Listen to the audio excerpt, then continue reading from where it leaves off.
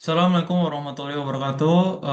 Perkenalkan nama saya Muhammad Azka Darmawan dengan NIM 103033230144 dan dari kelas IT 4704. Di sini saya eh, mempresentasikan tentang memori sekunder untuk tugas 6, tugas 6 eh, matkul organisasi dan arsitektur komputer.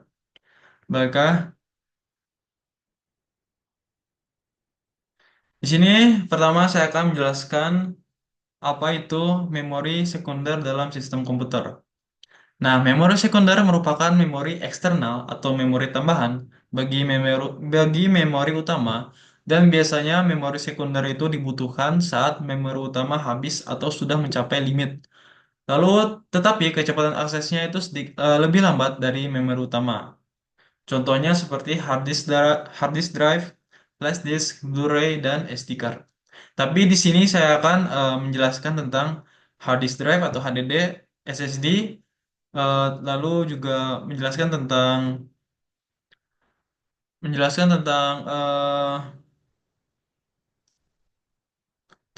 optical shortage, dan yang terakhir menjelaskan tentang write.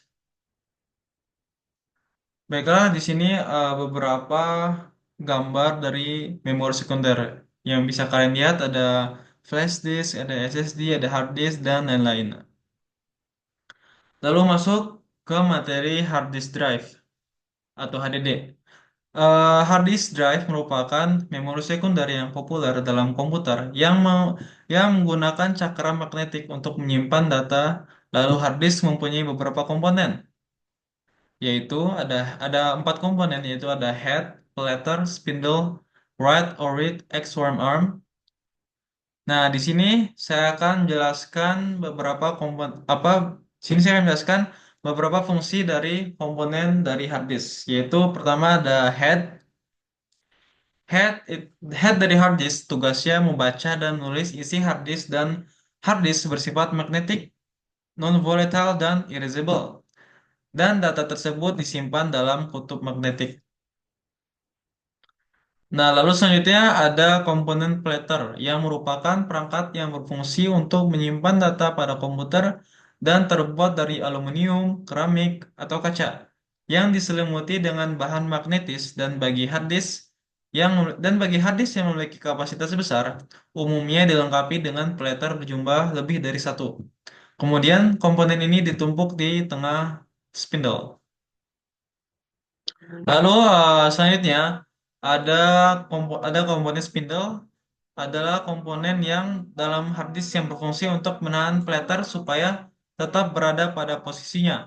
Ketika platter diputar, bagian motor penggerak dalam spindle berperan dalam memutar platter dengan kecepatan tinggi. Semakin cepat perputarannya, maka dipastikan bahwa kualitas hard disknya sangat bagus atau bagus.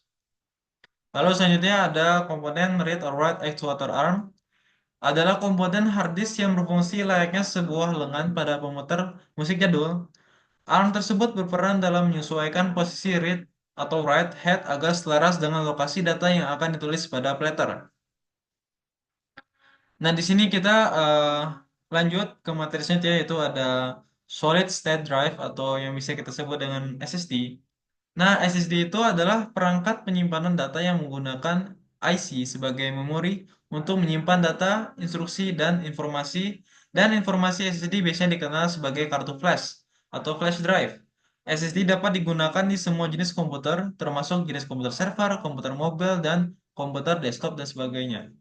Lalu di sini saya akan jelaskan beberapa komponen dari solid state drive atau SSD, yaitu pertama ada controller, lalu kedua ada memori flash NAND, lalu yang ketiga ada yang namanya cache.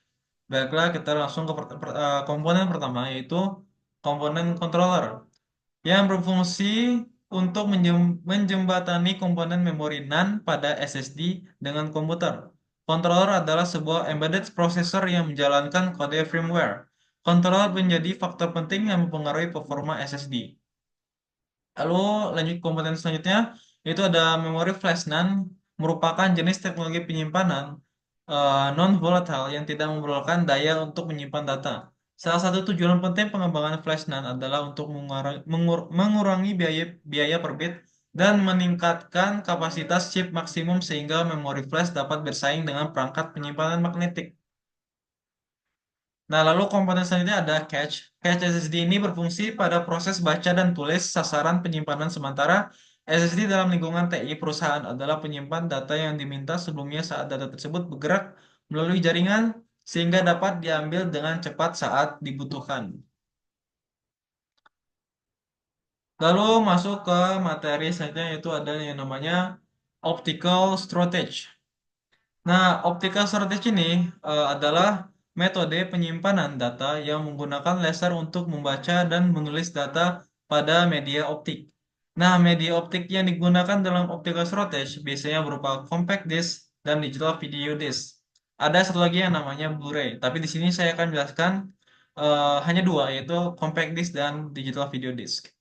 Nah, prinsip kerja optical storage adalah dengan mengodekan data digital ke dalam cakram optik dalam bentuk lubang-lubang kecil yang tersusun dalam lintasan spiral pada permukaan cakram. Baiklah, pertama saya akan membahas dulu tentang CD atau compact disc. Nah, compact disc atau yang biasanya lebih kita kenal dengan sebutan CD adalah piringan yang berbentuk bundar yang terbuat dari logam maupun juga plastik. Compact disc ini memiliki bahan yang ternyata bisa dialiri oleh listrik, sehingga membuatnya bersifat magnetik. CD akan menyimpan data dan eh, data tersebut kemudian direkam lalu setelah itu data yang ada di dalam CD dapat dibaca dengan cara memanfaatkan kumparan pengonduksi yang disebut sebagai head. Nah, bisa kalian lihat ini adalah gambar dari sebuah compact disc atau yang namanya CD. Lalu selanjutnya ada yang namanya digital video disc atau DVD. DVD merupakan disk optik generasi kedua dari pengembangan CD atau compact disc, di mana sebagai media penyimpanan optik yang sering digunakan untuk menyimpan video, audio, dan data. Tapi teknis penyimpanan data yang menggunakan DVD merupakan salah satu teknologi tertua yang masih relevan digunakan sampai saat ini, di mana segalanya hampir serba digital. DVD merupakan salah satu media berbentuk cakram padat yang mampu menyimpan data sebagai video dan audio, namun dengan kualitas yang lebih baik dan lebih bagus daripada CD. Awalnya DVD ini singkatan dari Digital Video Disc, namun ada beberapa pihak yang menggantinya dengan Digital Versatile Disc, dan inilah yang digunakan sampai saat ini. Nah, ini contoh dari gambar digital video disc atau DVD. Baiklah, lalu selanjutnya, nah di sini ada nih yang namanya saya akan jelaskan perbedaan CD dan DVD. CD hanya memiliki kapasitas yang rendah dan DVD memiliki kapasitas lebih banyak daripada CD.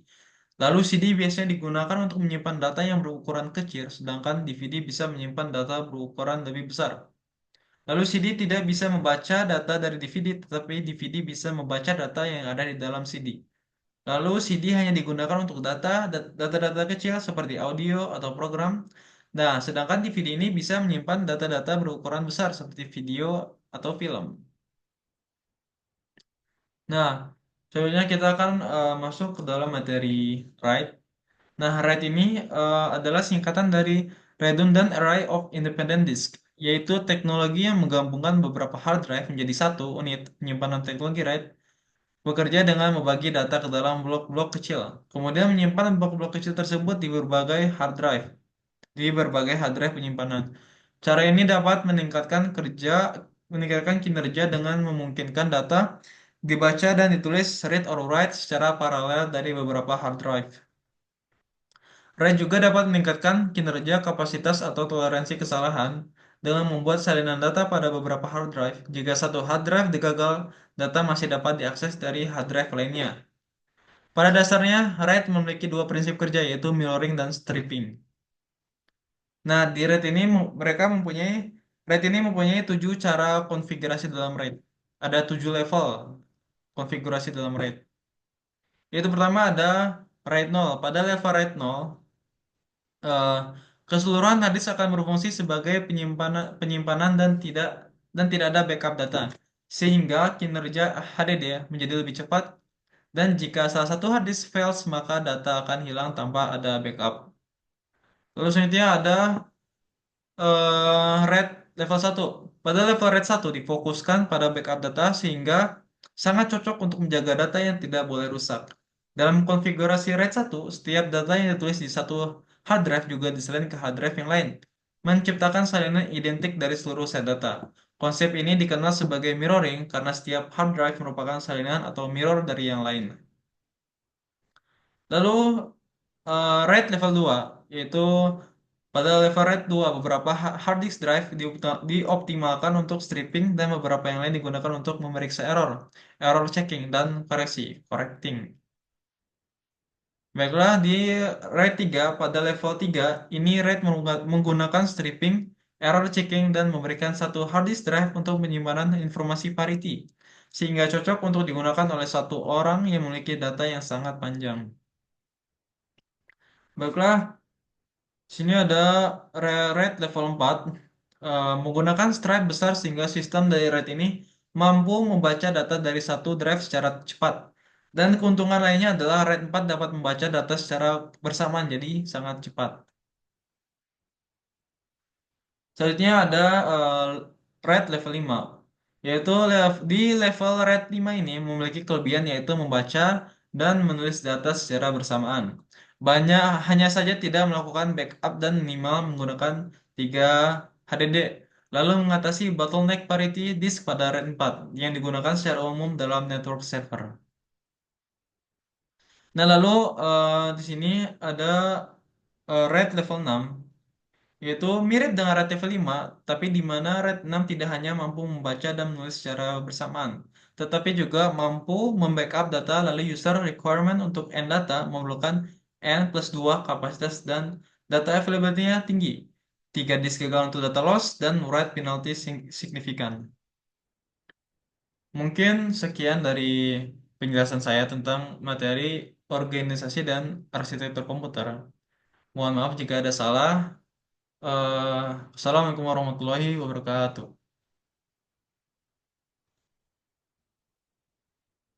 Oh, shit.